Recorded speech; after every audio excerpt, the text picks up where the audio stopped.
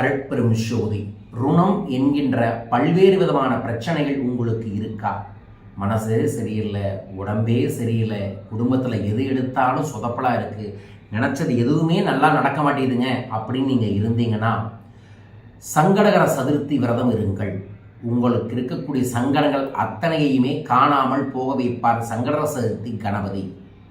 வரும் ஞாயிற்றுக்கிழமை மாசி மாதத்தின் சங்கடகர சதுர்த்தி வருகிறது.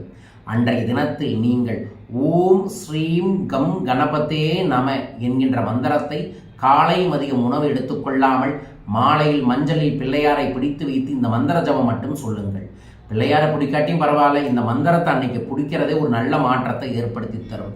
உங்களையே அறியாமல் நீண்ட காலமாக உங்கள் மனதில் இருக்கக்கூடிய சங்கடங்கள் சரியாக இந்த மந்திரத்தை, மகாலட்சுமி கணபதி மந்திரத்தை, லட்சுமி கணபதி மந்திரத்தை மந்திர உருவேற்றுங்கள். வரும் ஞாயிற்றுக்கிழமை உங்களுக்கு நல்லது நடக்கும். வரும் ஞாயிற்றுக்கிழமை சென்னையில் நான் ருணகர லட்சுமி குபேர கணபதி யாகத்தை 56வது மாதமாக செய்ய இருக்கின்றேன்.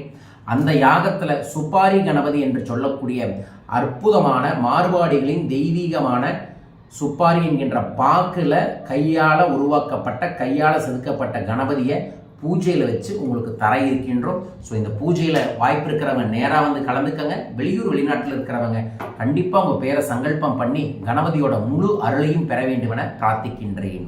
மீண்டும் ஒரு அற்புத பதிவில் உங்கள் அனைவரையுமே சந்திக்கின்றேன். ஓம் ஸ்ரீம் கம் கணபதே நம.